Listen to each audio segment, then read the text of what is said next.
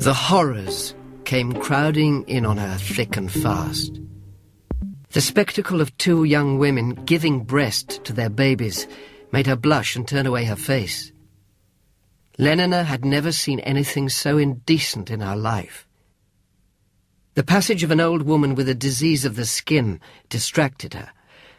"Let's go away. I don't like it." But at this moment their guide, beckoning them to follow, led the way down the narrow street. He halted at the foot of a ladder and pointed upwards. They climbed the ladder and walked into a long, narrow room, dark and smelling of smoke and cooked grease. At the further end was another doorway through which came a shaft of sunlight and the noise, very loud and close, of drums. They stepped across the threshold and found themselves on a wide terrace. Below them, shut in by the tall houses, was the village square, crowded with Red Indians. Bright blankets and feathers in black hair, and the glint of turquoise and dark skins shining with heat. Lenina liked the drums. Shutting her eyes, she abandoned herself to their soft, repeated thunder. It reminded her reassuringly of the synthetic noises made at solidarity services and Ford's Day celebrations. "Porgy, porgy," she whispered to herself. Suddenly the square was swarming with a ghastly troop of monsters. Hideously masked or painted out of all semblance of humanity, they tramped out a strange limping dance, round and again round, singing as they went, round and round. Then the leader, an old man, lifted his hand, and startlingly, terrifyingly, there was absolute silence. The dancers ran out of the square. Men, women, children, all the crowd ran after them. A minute later, the square was empty. There was the sound of feet in the inner room. Bernard turned. The dress of the young man who now stepped out onto the terrace was Red Indian, but his plaited hair was straw-coloured, his eyes a pale blue, and his skin, a white skin, bronzed. "Hello. Good morrow," said the stranger. "You're civilized, aren't you? You come from the other place, outside the reservation." "Who on earth—" began Bernard. The young man sighed. "A most unhappy gentleman." Then he was silent, gaping. Lenina was smiling at him. Such a nice-looking boy, she was thinking, and a really beautiful body. The blood rushed up into the young man's face. He had to turn away and pretend to be looking very hard at something on the other side of the square. Bernard's questions made a diversion.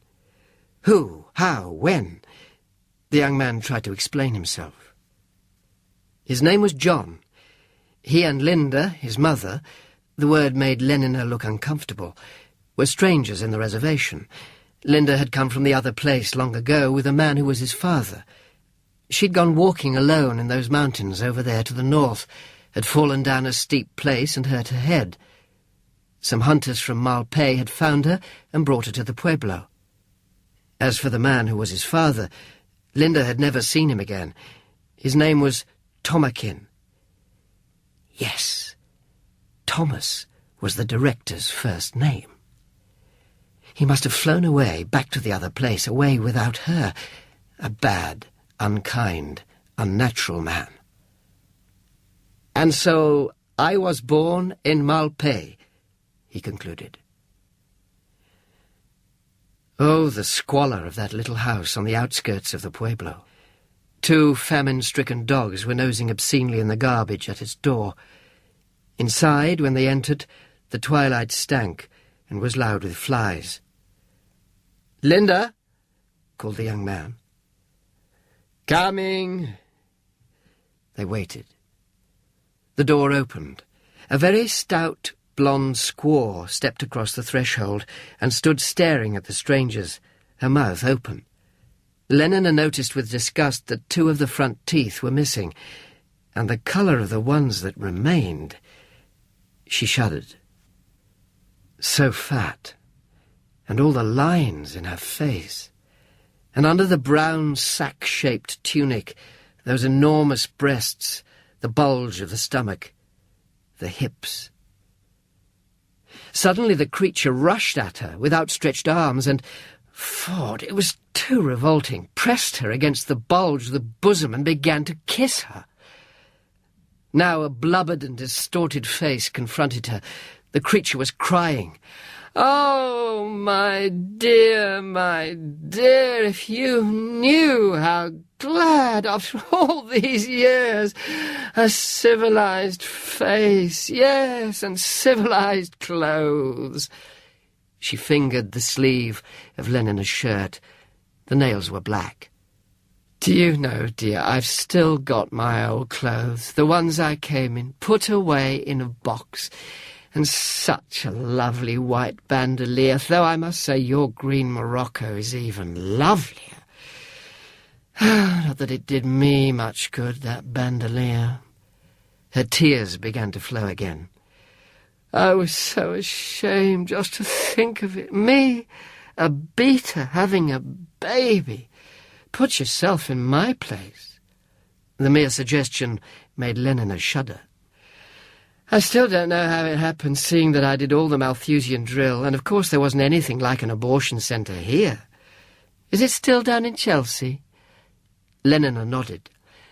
"That lovely pink glass tower." Poor Linda lifted her face, and with closed eyes ecstatically contemplated the bright, remembered image. Then she looked round and saw that John and Bernard had left them and were walking up and down outside the house. "Everything here's mad. Take the way they have one another here. Doesn't everybody belong to everyone else? Don't they?" She tugged at Lenina's sleeve. Lenina nodded her averted head. "Well, here, nobody's supposed to belong to more than one person. And if you have people in the ordinary way, the others think you're wicked and antisocial. They hate and despise you. Once a lot of women came and made a scene because their men came to see me. It was too awful. I can't tell you about it." Linda covered her face with her hands and shuddered. Outside, in the dust and among the garbage, Bernard and John were walking slowly up and down. "As though we were living on different planets," Bernard was saying. "I'll never understand unless you explain. Go back as far back as you can remember." John frowned.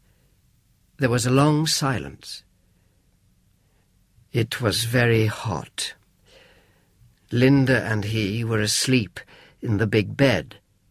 There was a loud noise, and he woke with a start. A man was saying something to Linda, and Linda was laughing. Round the man's arm was a lovely silver bracelet with blue stones in it. Linda said, "Not with John here." The man bent over the bed towards him, and his face was huge, terrible. "No," said Linda. But the man took hold of one of his arms and lifted him up. He kicked and wriggled, but the man carried him across to the door, opened it, put him down on the floor in the middle of the other room, and went away, shutting the door behind him. Pope used to come with a big gourd full of stuff that looked like water, only it wasn't, but something that burnt your mouth and made you cough. Linda drank some, and Pope drank some, and then Linda laughed a lot and talked very loud, and then she and Pope went into the other room. When Pope went away, he went in. Linda was in bed and so fast asleep that he couldn't wake her. Pope used to come often. He hated Pope. He hated all the men who came to see Linda. Sometimes, for several days, Linda didn't get up at all. She lay in bed and was sad, or else she drank the stuff that Pope brought and laughed a great deal and went to sleep. Often she forgot to wash him, and there was nothing to eat except cold tortillas. The happiest times were when she told him about the other place, about the lovely music that came out of a box, and all the nice games you could play, and the delicious things to eat and drink, and the pictures that you could hear and feel and smell as well as see. and everybody happy, and no one ever sad or angry, and everyone belonging to everyone else. And the boxes where you could see and hear what was happening at the other side of the world, and babies in lovely clean bottles. Everything so clean, and no nasty smells, no dirt at all. He listened by the hour. Linda taught him to read. With a piece of charcoal she drew pictures on the wall, an animal sitting down, a baby inside a bottle. Then she wrote letters. The cat is on the mat. The tot is in the pot. He learned quickly and easily. One day, John calculated later that it must have been soon after his 12th birthday, he came home and found a thick book that he'd never seen before lying on the floor in the bedroom. The book was called The Complete Works of William Shakespeare. He opened the book at random. Nay, but to live in the rank sweat of an enseamed bed, stewed in corruption, honeying and making love over the nasty sty. The strange words rolled through his mind like the drums at the summer dances, like the men singing the corn song, beautiful, beautiful, so that you cried. Like old Mitsima saying magic over his feathers and his carved sticks and his bits of bone and stone. He hated Pope more and more. A man can smile and be a villain, remorseless, treacherous, lecherous, kindless, villain. What did the words exactly mean? He only half knew, but their magic was strong and went on rumbling in his head. One day, when he came in from playing, the door of the inner room was open, and he saw them lying together on the bed, asleep, Linda and Pope, one dark hand on her breast.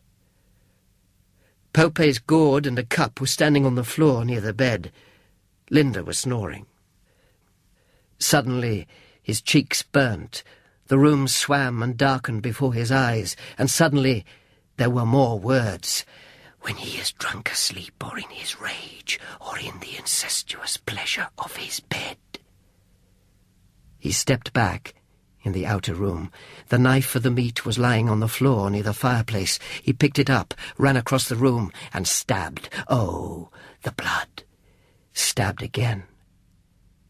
As he lifted his hand to stab once more, he found his wrist caught and held. Pope lifted his other hand, took him under the chin and turned his face, so that he had to look into Pope's eyes. Suddenly, he couldn't help it. He began to cry. Pope burst out laughing. "Go," he said, in the other Indian words. "Go, my brave Ahayuta." He ran out into the other room to hide his tears.